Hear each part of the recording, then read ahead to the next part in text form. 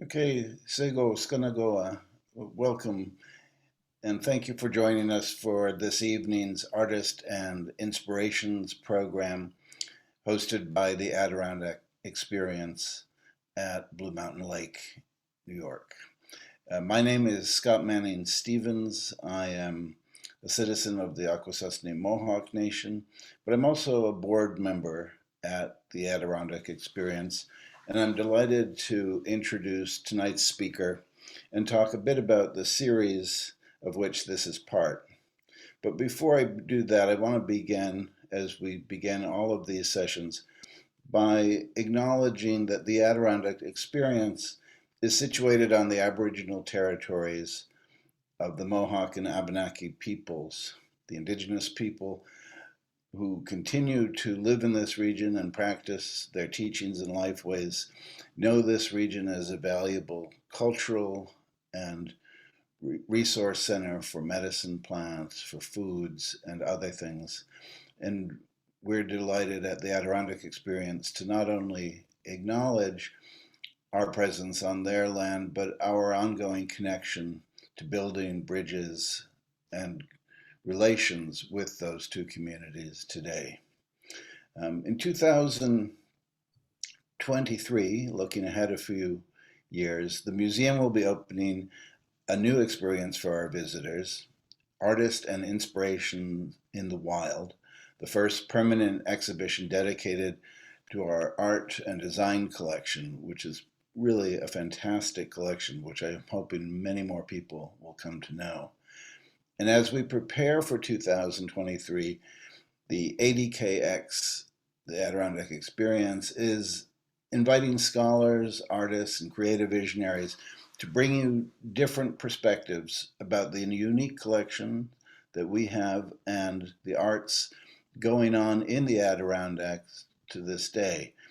One of those includes tonight's speaker, Dave Fadden, a Mohawk artist living in the region, producing in the region, and we're delighted to have him here. Dave was born in Lake Placid, went to school at North Country Community College in Saranac Lake, where he received training through both formal schooling and developed his skills with the artistic insight and inspiration from his parents, painter and illustrator John Fadden, his father, and his mother, the sculptor and potter Elizabeth Fadden. Dave's particular area of expertise, creating images of Native Americans, has been nurtured by the learning from his paternal grandfather, Ray Fadden, who I have the great pleasure of knowing as a child. Spent many happy hours at their Six Nations Iroquois Cultural Center in Onchioto, New York, when I was a boy.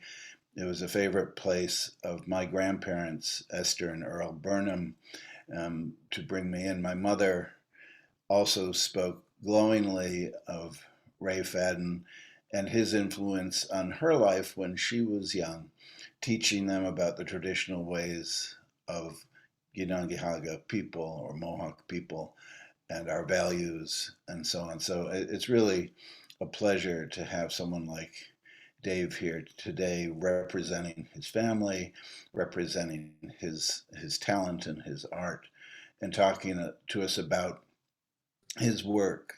His work has been featured in numerous publications and in museum projects, exhibited in such places as the Lake Placid Center for the Arts, the National Museum of the American Indian, and the Aboriginal Art Center of Quebec. So thanks again very much for joining us tonight. We will be recording this program, and all of our speakers' programs are made available on our website. And also, please remember to join us next month when we will have University of North Carolina professor and art historian Maggie Chow for a program titled Race and Geography in the American Landscape Tradition. And this promises to be a really insightful kind of contextualization of some of the issues around landscape painting that are probably little attended to by many viewers. Also, if you would like to submit questions for this evening's talk, you can do so through the question and answer button, the Q&A button at the bottom of your screen, and those will be lined up and read after the artist talk and addressed by the artist to the extent that we have time. And before I waste any more of your time, let me turn it over to Dave and say welcome and thank you so much for being here. Nawagoa. Yawagoa, Scott. Sego, Skanagoa.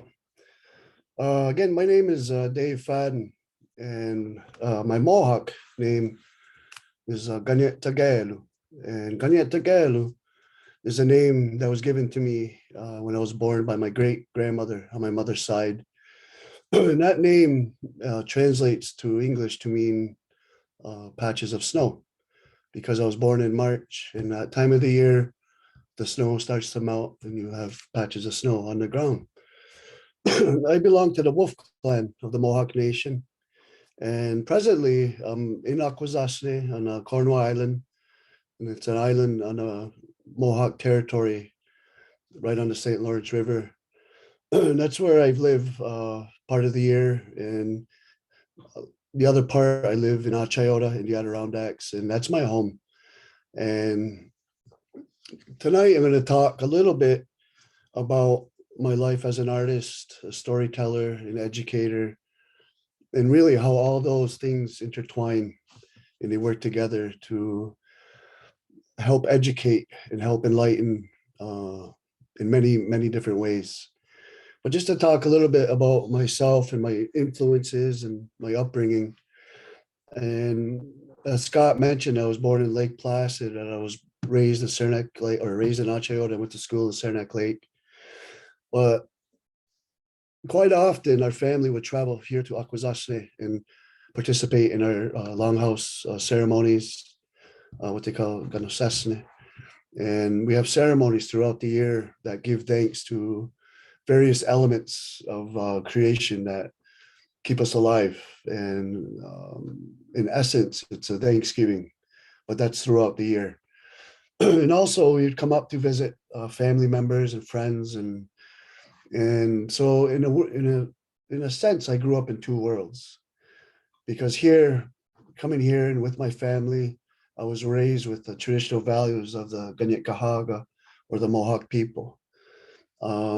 And then I went to a public school system in Saranac Lake with regular Americans. And so I grew up in two worlds, two different influences. And so I think in my particular circumstance, it's quite unique in that I can see two different worlds. And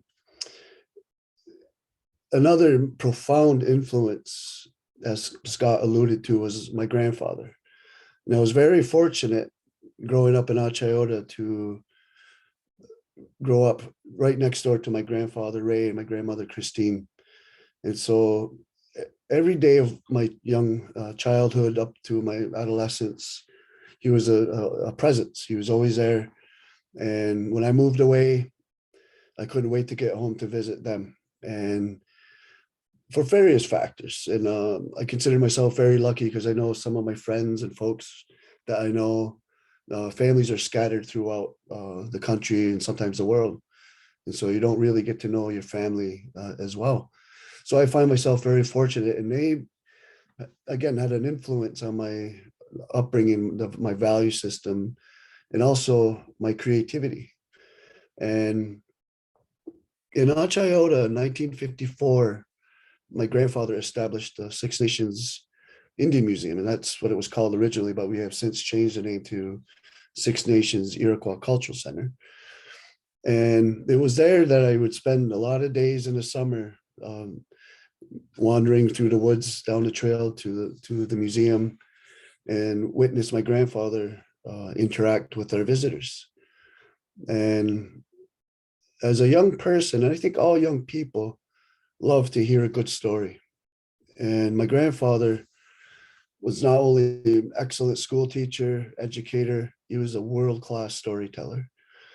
And so I would sit there and listen as he would retell the ancient legends and stories of the Haudenosaunee or the Iroquois, and also the Kanien'kehá:ka or Mohawk. And if you ever get the chance to visit us, it's a modest building in a 4-room structure. And from the outside, it looks rather plain and simple. But as soon as you walk in the doors, it almost takes your breath away because it's just loaded with artifacts, thousands of artifacts, all the way from the floor up to the peak of the ceiling.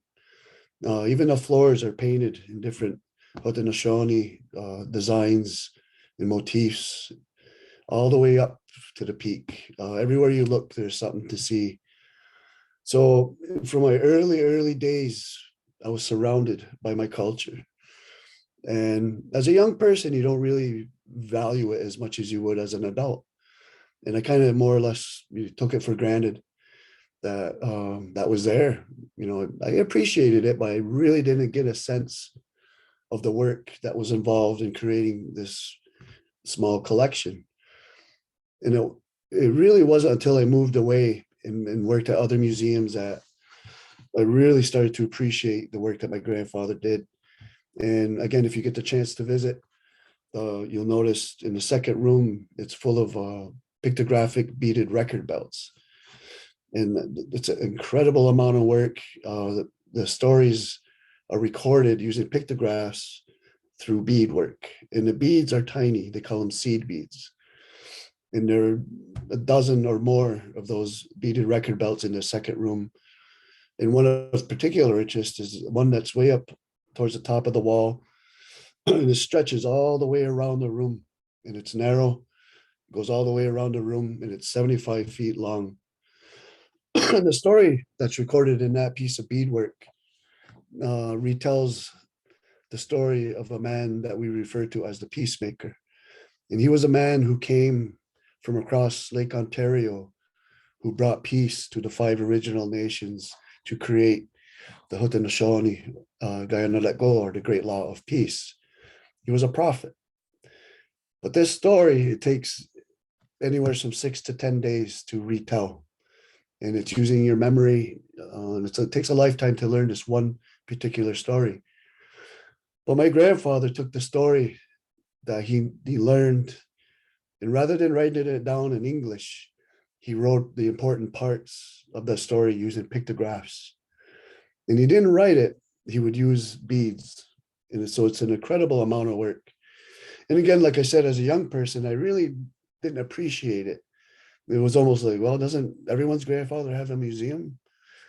But I soon realized that this wasn't the case. And the other Haudenosaunee territories I visited in my growing up in my adulthood, as soon as they heard my name Fadden, a lot of them, their eyes would perk up and they'd say, "Are you related to Ray Fadden?" Everybody knew him.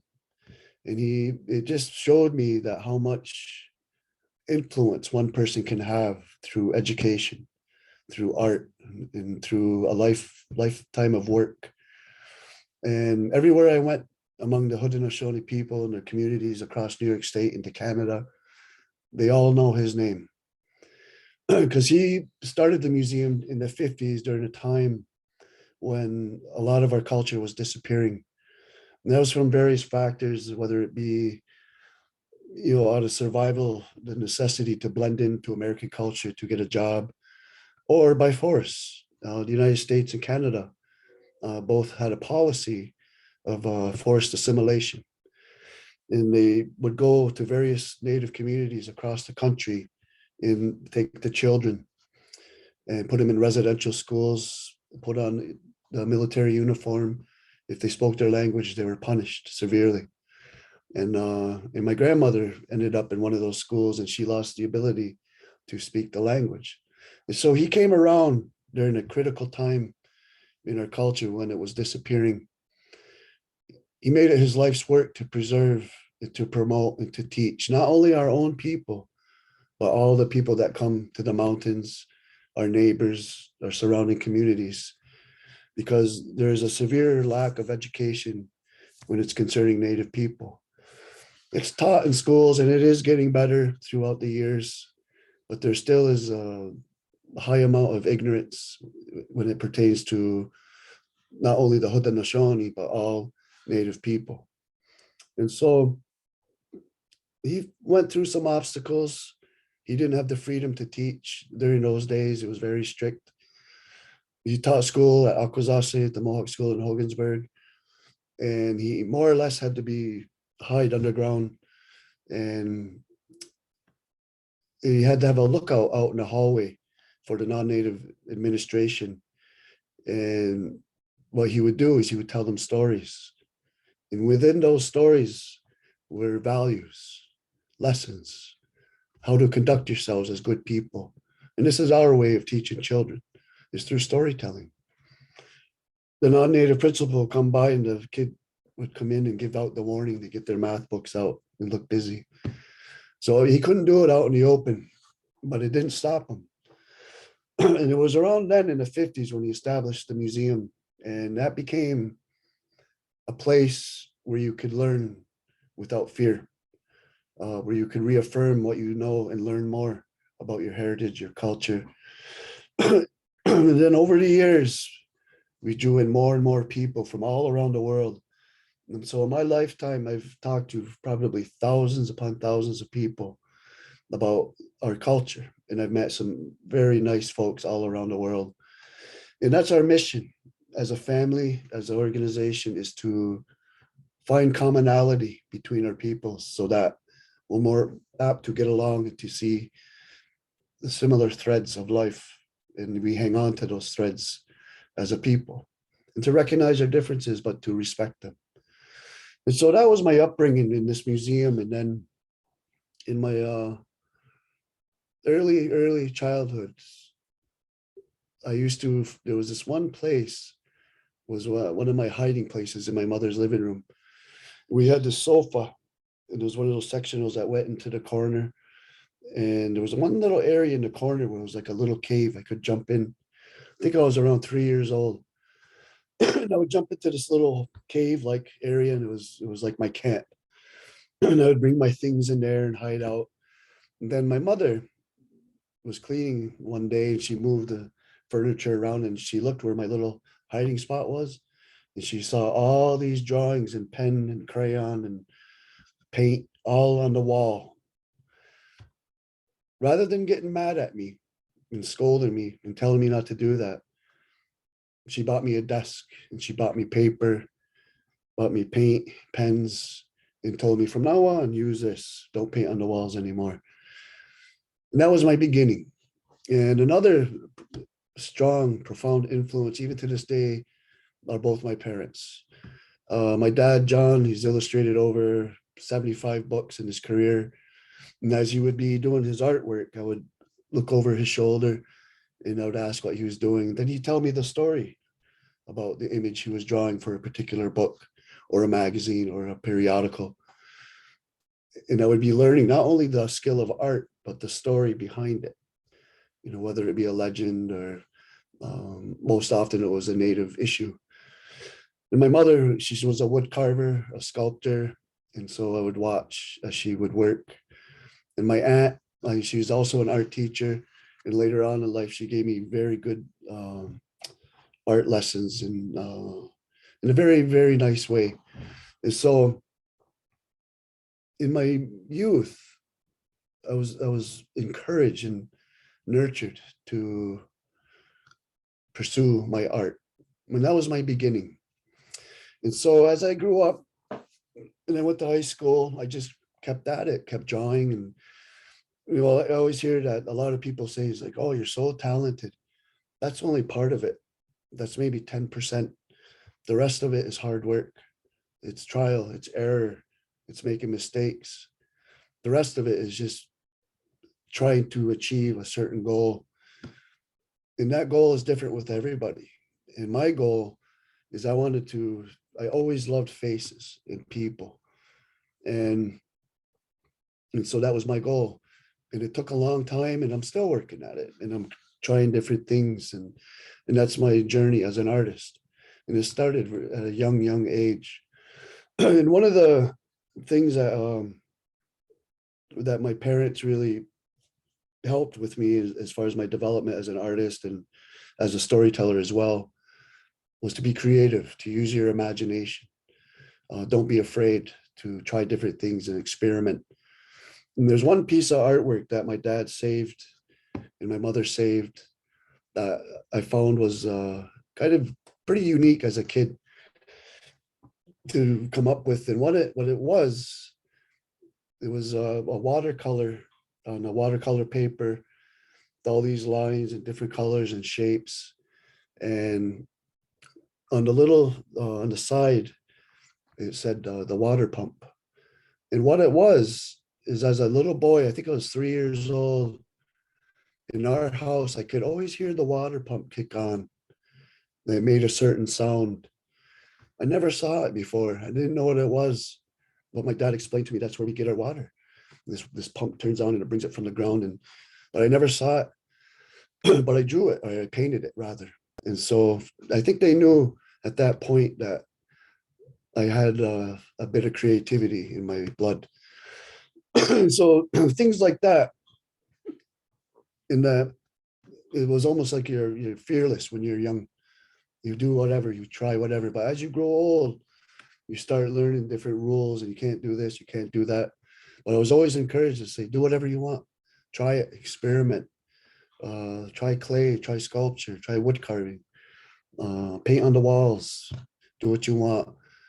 And that's what I did.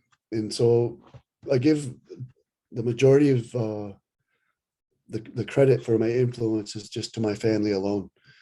And there are other artists, of course, when I grew up that I really admired, the Renaissance, Michelangelo, Da Vinci, and all of them. They were just incredible, incredible artists. And one artist in particular that I remember, I was probably about 15, and I got this calendar, and it was a Norman Rockwell. And I'll never forget it. And I really admired his work. He's not considered a fine artist, but he's more of an illustrator. But from my standpoint, he's an artist. I mean, it's undeniable. And I just remember studying his work and I could see the message he was trying to transmit. It was, you could tell what was going on. And also it would open up questions. It took the viewer in to this one image and you could get lost. And it wasn't necessarily the realism of the art. It was the feeling, the atmosphere, the scenes, the red cheeks, it's cold, or you got an old person looking at a little kid that's your grandfather, and you could feel the love and you could feel the cold of the winter just by looking at an image. And so I was influenced by that in quite a big way growing up. And then as I got older, I started going to museums and traveling around a bit. And I got one of my trips to New York. I was at the Metropolitan Museum of Art, and I've gone several times. And anytime I think I'm getting good, I go there, and I'm humbled. And you just see the masters and the size of the paintings, and to consider a lot of those paintings were done when you couldn't go to the store to Michael's to gather your paint and brushes. You had to make it. You had to mix the minerals and the oils to create your pigment, the canvas, and so much work involved. And they were huge. There were these giant canvases, just amazing. And I'll never forget this one trip. We spent a good part of the day in the museum just looking at art and admiring. And we were getting tired and getting ready to leave. And so we were meandering through the galleries, getting to the exit. And it was towards the exit when there was one gallery. And there were smaller paintings, I remember. And somebody was looking in the back, and we got kind of held up a little bit. So I had time to really look. I'll never forget this portrait. It was a portrait of Benjamin Franklin. It wasn't big. It was maybe 20 by 20, if that. And but I got close and I was looking at it. I could see the brush strokes, and then I could see the color. Right then and there, it was almost like that light bulb went off. I could see how that artist did it. I could see the reflective colors, the tones, the warm, the cools. In all those years prior, I think I was about maybe 19 or 20 years old. All those years before, my colors were pretty simple. My palette was very simple. But it was in that moment I could see there was even purple in there, a little bit of pink. The highlights were cool. The shadows were warm. And I couldn't wait to get home. And so when I went home, I couldn't wait to try it out. And then I improved from that time on. And so that was one of my profound experiences, was just that one painting. But it took all those years of looking at other art, whether it be in magazines, books, or visiting museums. It took all that time to get to that point, looking at that one little portrait to understand. Nobody really told me, or I didn't go to school for it. It was just through observation. So that's one of the more profound moments in my life that I really, it stands out to me. But also uh, growing up as a painter, as an artist, and studying other art, in particular native art, a lot of native subjects, especially in portraiture or even in landscapes, there's always a somber feel to the paintings of native people, seriousness, the stoic Indian, as they would say, never smiling, no emotion. I just didn't agree with that because that didn't reflect my reality on this reservation in my family. And the reality is we're humans. We laugh, we cry, we get angry.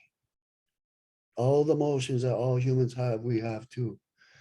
And so it was around my early mid 20s that I started painting portraits of Native people that were actually smiling or maybe angry, showing more emotion with movement. And it was around that time that I really studied the anatomy of faces, of hands, of gestures. And if you ask a lot of portrait artists or any artist, really, portrait is hard. It's difficult to achieve it. And one of my early paintings, first attempts of a native person smiling, the result was horrible. It looked like he was grimacing, when you're showing your teeth, and it didn't depict joy in any way. And that wasn't my intention. But I didn't give up. I just kept trying, kept working at it till finally I was able to create a nice image of a person smiling and laughing. And so, and that goes along with one of our missions as a museum, as a cultural center, to create imagery and depict Haudenosaunee and Native people as humans that have emotion, that we're like everyone else, but also to show our differences in our culture, but that we are human.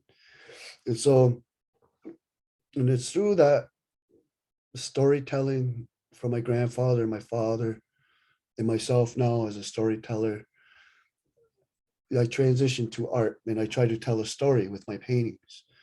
And it can be any story, it can be anything from a actual historical event to a contemporary issue. Then as I get older and I watch the news and I'm familiar with Native issues, um, I depict those in my art as well. And more like recently, there was a Standing Rock, there was a protest out west of a pipeline. And so I did a number of paintings depicting that time in that era. And so that became a little political, but I wanted to express myself and my feelings of the time. And so I guess what I'll do right now is I'll share some images and I'll go walk you through. I have a lot of paintings. Let's see if I can do this.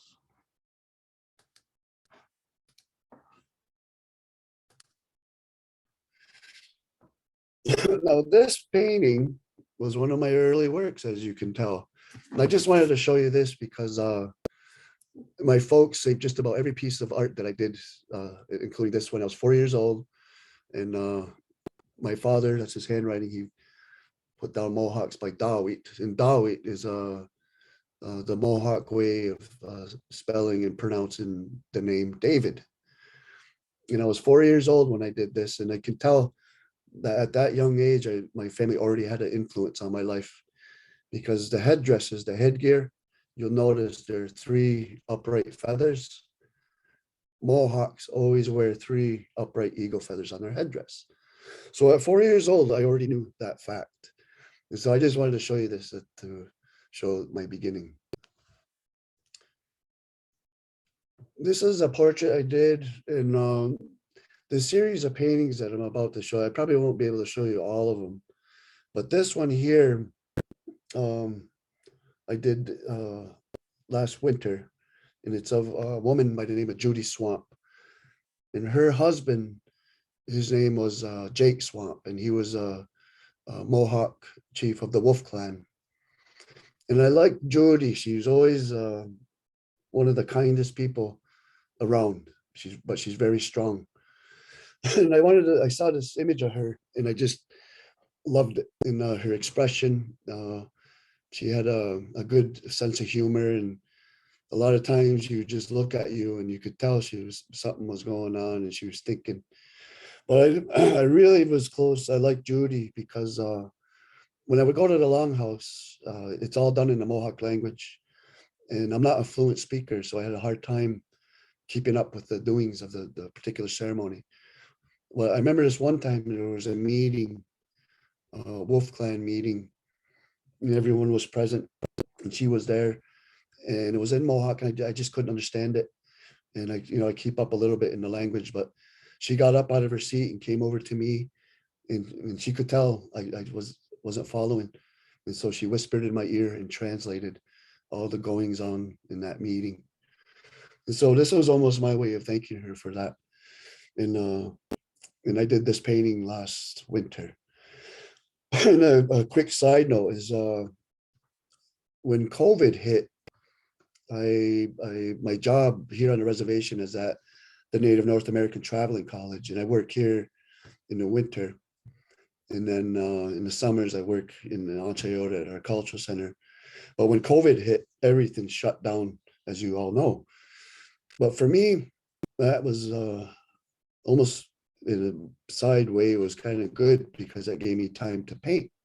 I was home, had all the time in the world, and this was one of the paintings I did during that time. And most of the paintings that you'll see, I did during COVID. And I did this one also, I think it was last fall. And this was, I did a little experimenting with the palette knife. And I always loved impasto. And that's using very thick paint and using a knife. And there's various artists that use that style. And there's one artist in particular that I admire. He's a contemporary artist named Scott Burdick. His work is phenomenal, and he uses very thick paint. But I paint with acrylic, so it's a little different. So it's a bit of a challenge because acrylic dries fairly quickly. But it did stop me. I wanted to try it, and so took out the knife and I just went to town. And this depicts a woman and her baby. Right about here where I live, right on the St. Lawrence. Beautiful sunsets. But another thing about living on the river here is that it's very windy. And so that's why I got a little bit of wind going through. Another one I did last fall. This one is depicts a Haudenosaunee runner. And in the old days, even like around pre-contact and even early contact days with Europeans, our confederacy is stretched from about Albany, New York to Buffalo. And we're a union of nations. And from time to time, those nations need to communicate or to call for a meeting or for a council. Maybe something's going on. And rather, before the days of cell phones and text and Facebook, or even telephone or telegraph, you'd have to send a runner. And there were trained young men in the communities that was their life, was to relay messages. And they could run up to 100 miles in a day. And that was their goal. And they have a relay to the various communities. And they said it would take 3 days to run from Albany to Buffalo. And carrying with them in their hands, they would carry strings of wampum. And wampum is a shell, a bead made from the quahog shell in the whelk. And it would give that runner the credence and the authority to deliver a particular message. And so they would run to the communities delivering this message. And so I did this painting in honor of the runners of past and of the present. And again, I used a palette knife in the background to create a sense of movement, of motion. And he was determined, and I named it urgent message because he's in a rather quick pace. He's not taking his time. And so it must be of something of great importance, this message. Here's another one. Again, using the palette knife, experimenting. And I really, really enjoy the palette knife. And earlier in my career as a painter, I was very frugal with my paint. Well, first reason is I didn't have a lot of money, and paint is expensive. And so I pretty much water it down, and I didn't want to use too much paint. But after seeing works of art with this particular style, I just go for it. I went for it, just grabbed the paint on my palette, grabbed the knife, and I just experimented. And I came up with various color schemes, but this one was another experiment, and I call it Clan Mother Listening. And I chose Clan Mother because they're the most influential people in our communities. And a clan mother is a woman, and it can be a grandmother or even a mother, but it's her job and her responsibility to watch the Lulyan, or the chiefs, the leaders of her clan. And among the Haudenosaunee, the Six Nations, there are 50 chieftainship titles, 50 chiefs. And that clan mother, her responsibility is to watch and listen to that chief as he deliberates and he talks in council, in meetings, and when he talks to other groups of people. She's always present, listening. And if she disagrees with what he's saying, she'll send a runner to him to get him to change his tune. In a chief's in our confederacy, it's a life term for the rest of their life. But if a leader starts to stray or go against what his people wish, it's that clan mother that warns him that he's not doing his job.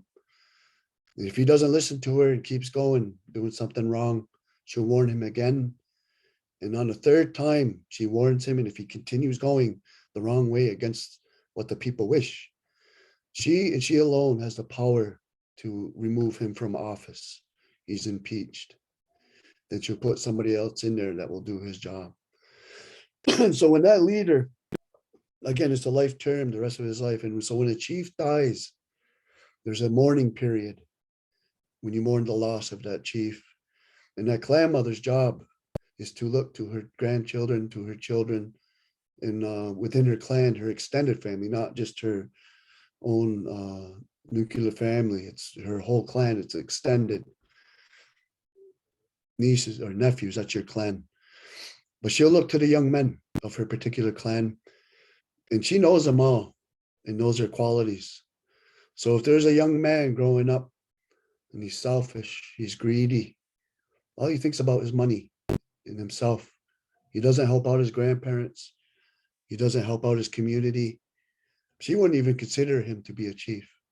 Another young man, however, is generous. He's giving. He's honest. He shows empathy for others.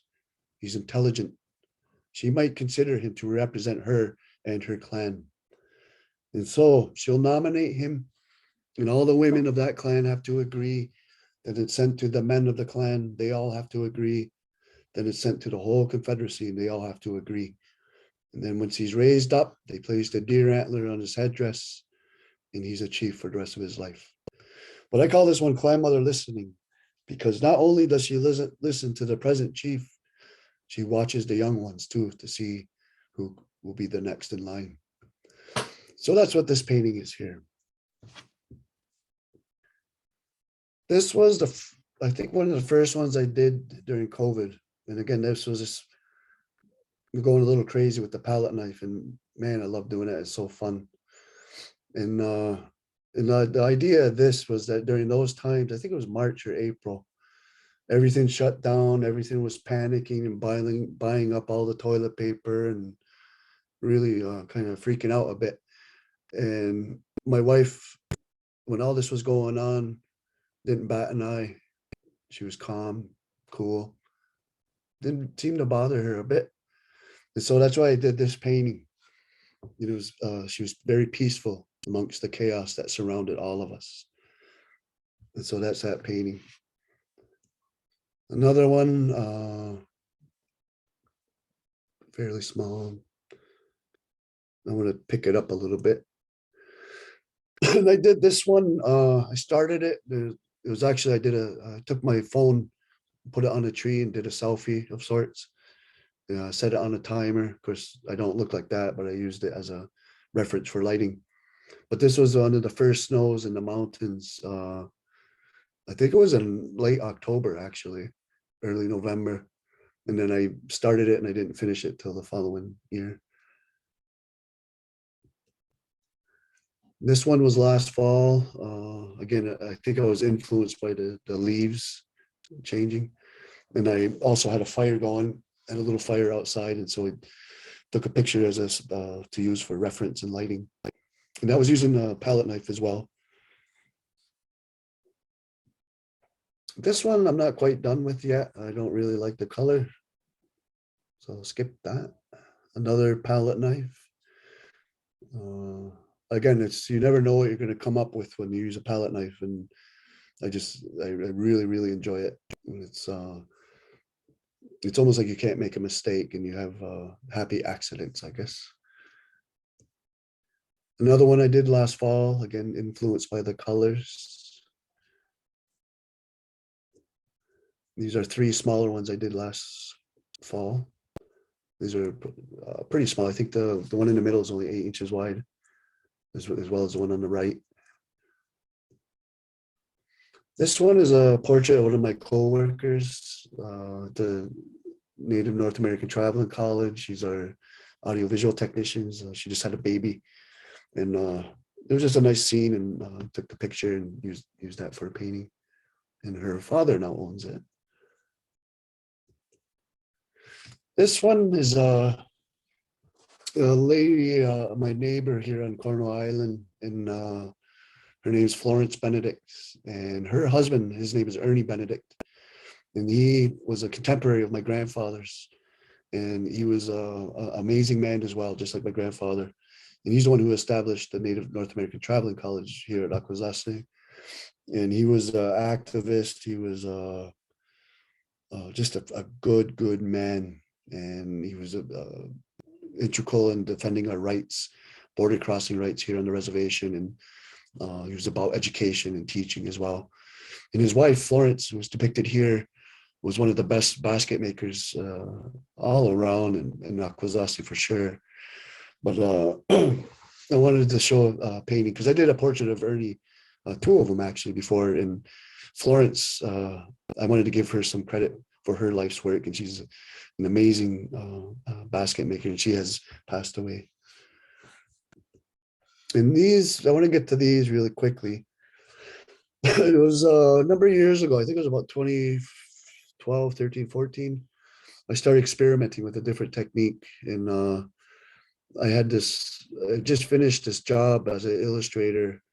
I can't remember what it was, a book, but it was all the paintings and the images. When you're an illustrator, you're working for somebody else, and so you're kind of confined to what they want, not what necessarily what I want. And it's usually on a smaller canvas or board. And so when that job was finished, I got a huge canvas. I wanted to paint something big, and so I stretched this big canvas, and I really didn't know how to paint. And so I took a selfie. I set up some lights, and I did a selfie on my phone, experimenting with the lighting. And then I did one of them, my mouth wide open, yelling. And then I did a monochromatic image of that, and I was like, that's pretty neat. But then I was like, I want to go a little further, so I did almost like pointillism, and I did dots. And from the mouth, I had it explode outwards, and it created a sense of movement. And I was like, wow, that's pretty cool. So it was almost like a pointillistic type of painting with an explosion sense of movement. And so that was that isn't the painting that's depicted here, but that was the style. So what I did is I went one step further. For every dab of paint, I circled it with a different color, and I put a Haudenosaunee design and other designs within each dab of paint. And like this one here is about, I think, 4 feet by 5 feet. And so for one of these paintings, it takes upwards of 3 to 4 months to complete if I work on it steady. And so that's one of them. And this is one of my more impactful paintings that I've done. And this is, I call it Scream of the Silence. And it's a mosaic image. And using that technique I just explained. But this is depicts of movement and awareness that's going around in Canada and starting to happen in the States of the murdered and missing Indigenous women of these countries. And as you're probably familiar with recent news, a young lady, blonde hair, who went missing, and her boyfriend showed up in Florida and they found her body. A horrible story, but it made the national headlines and every news channel, every website. That was the top story. And it's sad, it's horrible. Don't know the whole story yet. But that garnered so much attention. Whereas the 1,600 Indigenous women who have been murdered or are missing, nobody's aware of it. Nobody cares. And so I did a painting so that people could hear their scream. And so it's a scream of the silenced. And it's in honor of the indigenous women who have gone missing, or who have been murdered, and their murder has been unsolved. And it's the case, you just have to do a search on the internet in all across the country, Canada and the States, native thousands have gone missing. And I think the girl that went missing, the blonde, that brought awareness a little bit to our issue here. And so I did a painting in honor of those women. And there's another one I call Busy World. And it's just a concept of our political climate, our daily lives, our got to work, stress, all the things around us that we all have to endure. And it's how do you maintain a sense of tranquility and calm and peace when you're living in a world of chaos that's so busy. And so that was the way, I think in that one particular time, that's what I was feeling. It's just so politically and, our daily lives and things going on and busy, but you got to take the time to step back, to go up to the woods, maybe build a little fire, or, and just sit there and just regain your spirit and regain the peace, because the world around us is so busy. And here I have some close-ups of my mosaics. If you notice, there's a lot of native imagery, but if, let me see, look at the one in the middle. You see right there in purple is Darth Vader. I gotta have a sense of humor too. So in every mosaic that I have done, I included some Star Wars imagery. Like the one on the right, you see the stormtrooper. And how that came about is I started my first mosaic, and again, it takes weeks and up to 4 months. And a good friend of mine, Joe Barnes, he had always been telling me that he has a collection of Star Wars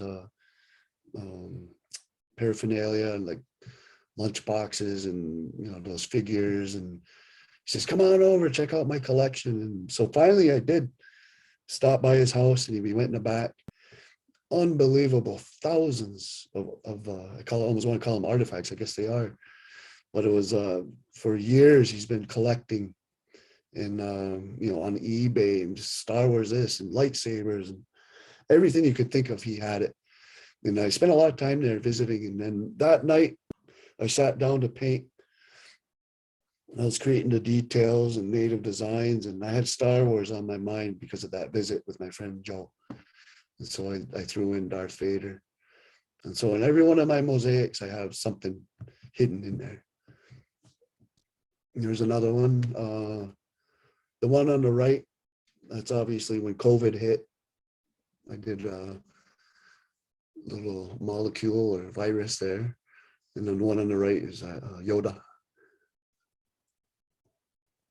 And there's another Darth Vader in the kind of the upper right. Then the yin and yang on the lower left.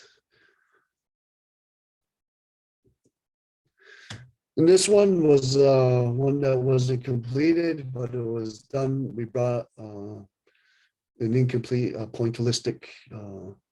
This was actually a print, and we invited visitors to the powwow to put their own design in a mosaic. And that was pretty fun. A lot of people participated. It was a good activity. And there's some of them working on it. And I want to finish with this one. And this, I think, today is my most impactful painting. And as I mentioned earlier, I talked about residential schools and the impact it had on our people, and not only the Haudenosaunee, but all Native people in North America, Canada, and the States.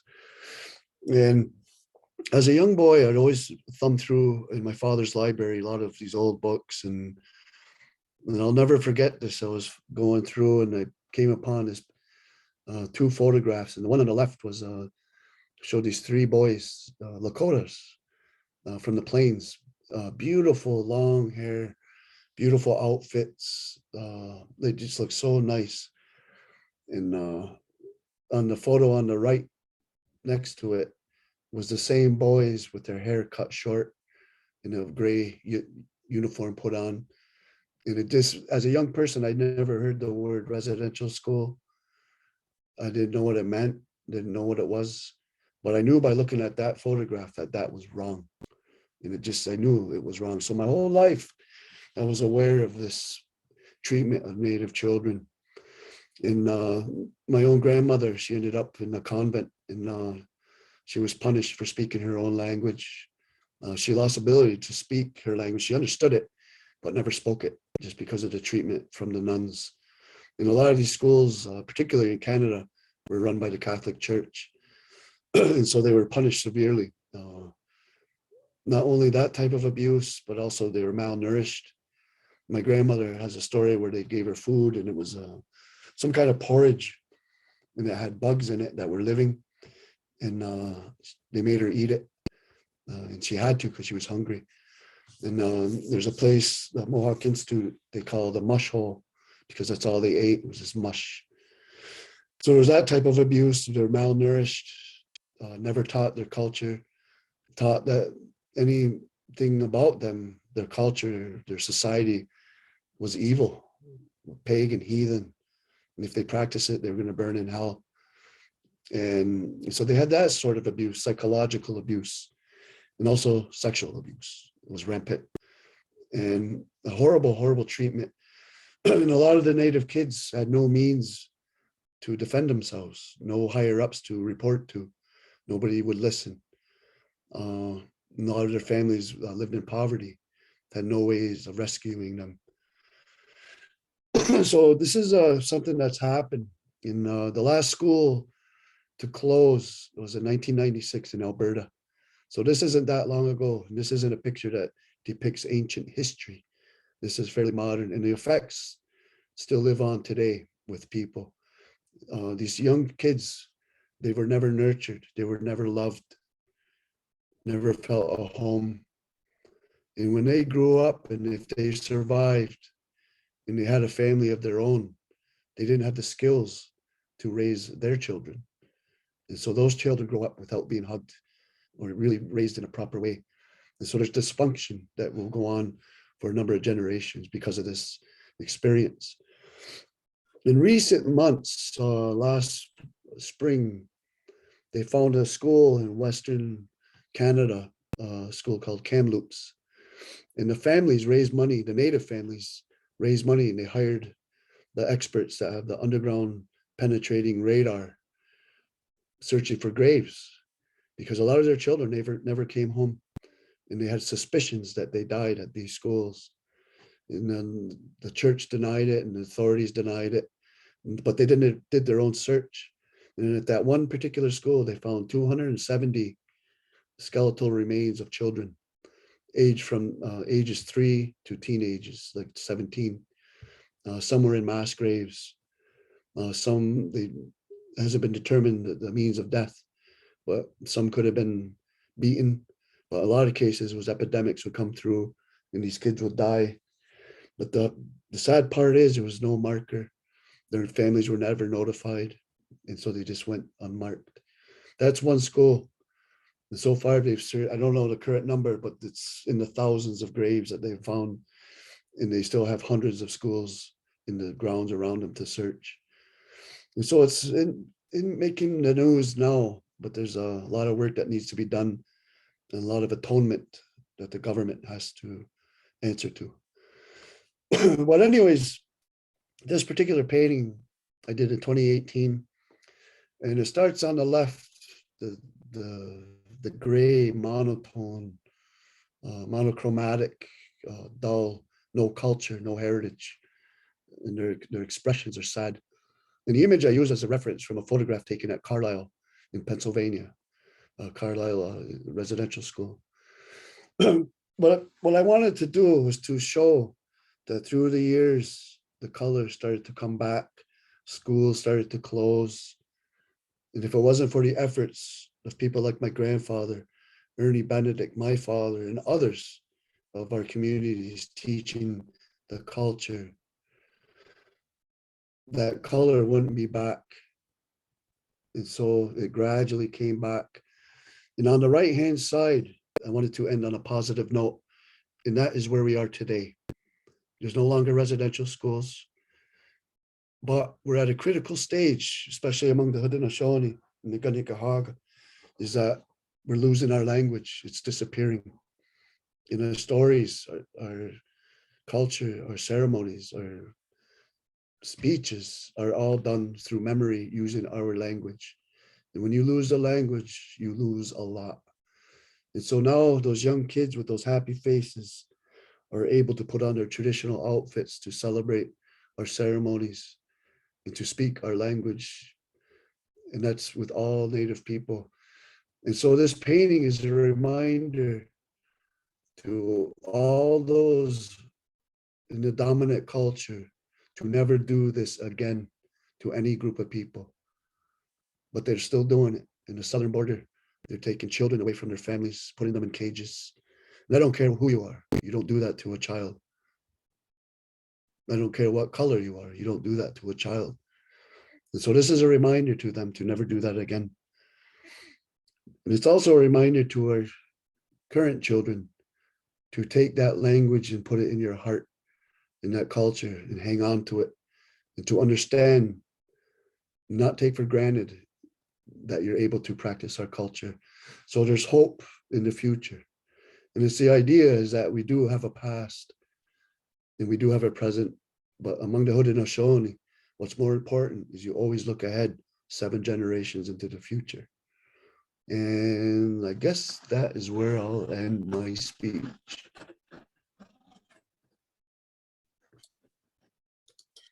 Good evening, everyone. Dave, thank you so very much. It was wonderful. Thank you. Hello, everyone. If you have questions for Dave, can you please put them in the Q&A at this time? And hi, I'm Christine. I'm the school programs manager at ADKX, and I will monitor that Q&A. Dave, again, thank you so much. I wanted to say with my visit on Scioto this summer was wonderful, and one of the things that I love to see, my favorite thing was the wampum that went all around the top of the ceiling that told a story. And you said, I think it took 6 days to tell that story. Depending on the storyteller, can take longer than Okay. And Helene says, wonderful presentation. The paintings are beautiful, and they are indeed. Thank you so much. Thank you. I do love the mosaic painting that we have in our collection here at the Adirondack Experience. I love to bring students to look and to point out the Star Wars characters to see if they can see them. And there's Yeah. also some animals hidden in there as well. See the coyote, and it's so much fun. So Gerald asks, was it a residential school that your grandfather taught at? Nope, it was, well, he started teaching at Tuscarora Reservation near Niagara Falls. And it was there that he could see that the children there at Tuscarora, it was a regular public school, really didn't have a sense of identity and culture or history. And then he met my grandmother, and then they moved to Akwesasne, and it was also, I think it was called the Bombay School District, and now it's Salmon River, and that's in Bombay. But they also had a elementary school in Hogansburg, and that's where he taught. But it was run by non-natives, and there's even stories where they paint murals about Mohawk culture and history and on the walls, and then go home for the summer, and then they'd come back in the fall, and the non-native principal would had them painted over, whitewashed, if you will. And but that didn't stop him. He was determined, and he kept going. They just painted another mural. I'm grateful for that. Joyce asks, do you have a favorite story that either your father or grandfather shared? Every one of them. Really. I mean, there's family stories, our own family history. There's legends. Like as a storyteller now, I think one of my favorites is a scary one, because I like making people jump. But it's about the skeleton that comes to life and chases people, terrorizes them. But I usually tell it at a campfire at night, and there's a certain point where I make this loud noise and they all jump. But I remember my grandfather told me that one when he was about 22 years old. And when he told it, by the time he was done, he was just telling it to me. By the time he was done, I was curled up into a little ball. I got scared. Well, that's one of my favorites, I think, one of them. And there's so many. They're all good. Elena would like to say, I know you have enough on your plate with grant writing and planning, but what ideas do you have for programming at the new cultural center once built? Oh, well, the ideas are endless, but in addition to storytelling and lectures, we'd like to have a camp for kids, a youth camp where we could bring out a friend of mine, Neil Patterson. He's a Tuscarora. He works at SUNY ESF, and he has a native youth camp where they go around, and there's certain skills in the woods and being outdoors, and even plant identification trails, nature trails. And one of my goals is to have a native art festival, bring the native artists from the area, and have social songs and dances where anyone can participate, and things like that. The ideas are endless. Joy asks, has the artistic ability of your family been passed down to your own children or other relatives?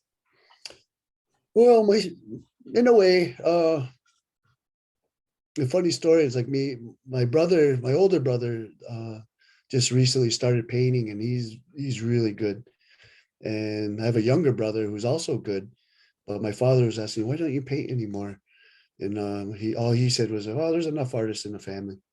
So, but my own son, he got into graphic arts, and so he's living down in Albany, and he works as a graphic artist. And I also have a nephew, Ian, who he moved to Arkansas, working as a graphic artist as well. But I have cousins that are painters,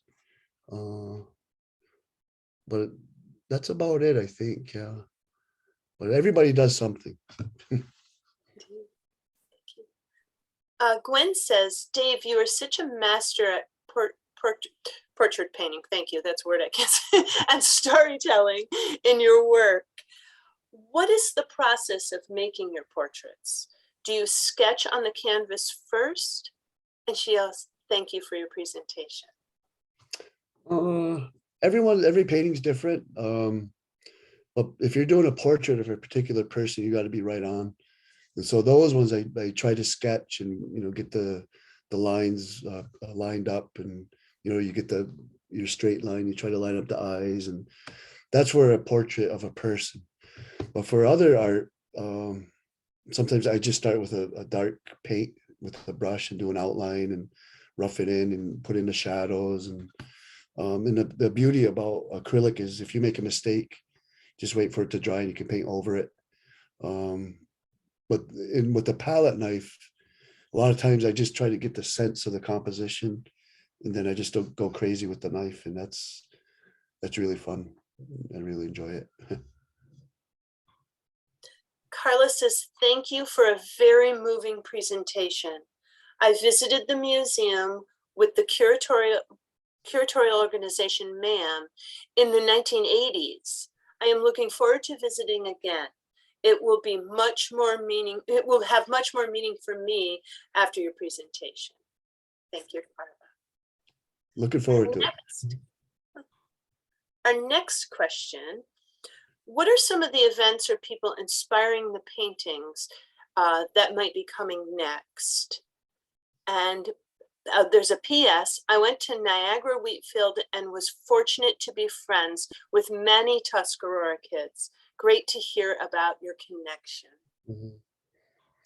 Well, about the question, my next paint, well, it's right behind me here. I don't know if you can see it, but I'm part of a collaboration of artists with Blue Seed Studio in Saranac Lake. And it's through, they got a grant through the Lake Champlain Basin Society. And it's the idea of the water and pollution. And so this painting, I don't know if you can see in her hand, she has water dripping out and there's a lake behind her. And when these meetings first happened with these other artists, it would be another artist by the name of Gachijuni Fox, who's from Akwesasne, Martin Loff from Ganawagi near Montreal, and Carol Vosler. And anyways, one of my first thoughts about the water was, as a child, I remember there's a little brook behind my house in Achayota, and I think I was throwing a stick in the water, and my dad says, that'll end up in the ocean. And I was like, what? And I was like, how is that possible? He just explained how the little brook feeds into the Saranac River, Lake Champlain, and then the Richelieu to the St. Lawrence and to the ocean. And I just remember that.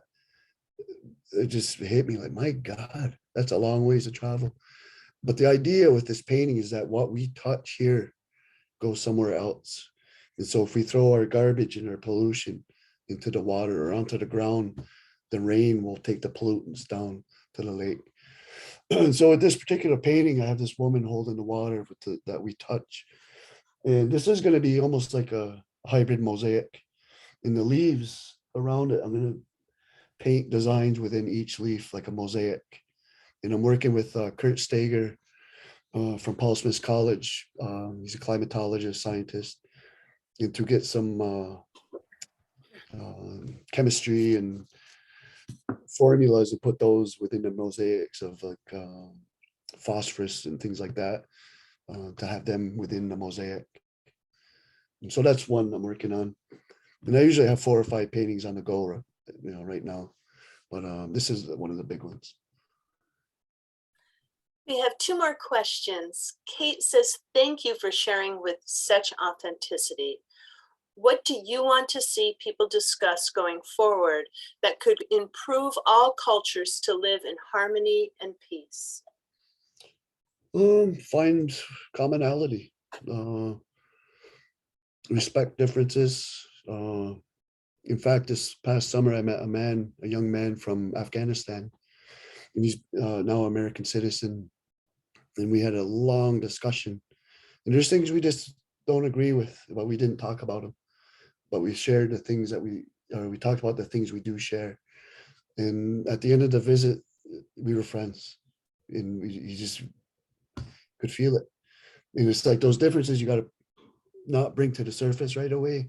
Put them aside and find those commonalities and use those as bridges, and to realize that we're all more or less alike. We share similar beliefs, and we have different practices, different languages, but we do, all humans have certain things in common. And I think one of the more pressing things we'll realize that we have in common is the earth. We're all living here, and the earth is on fire. And the native people in the north, they're watching the ice melt, and they've been yelling and screaming the alarm since the 70s that there's changes happening. So I think that is a priority. When you figure out all these differences that we have, even in the political spectrum, it's, so distant. But when the earth starts shaking, you'll realize that you're all humans. We're all humans, and this is our home. And it's then you come together. But almost like it takes something bad to happen to bring people together. Dave, thank you so much for this wonderful evening. Thank you all for joining us. A recording of this evening's program and all our speakers' programs are available on our website, adkx.org. Please join us next Wednesday. ADKX is pleased to be hosting a virtual sneak preview of the new documentary, A Wild Idea, Birth of the Adirondack Park Agency. The screening will be followed by a panel discussion with producer Paul Frederick, author Brad Edmondson, and ADKX Library Director Ivy Gawker. Information on these and other ADKX happenings are always available on adkx.org. Dave, thank you so much. It's a wonderful evening. You're welcome. Have a great evening, everyone. Good night.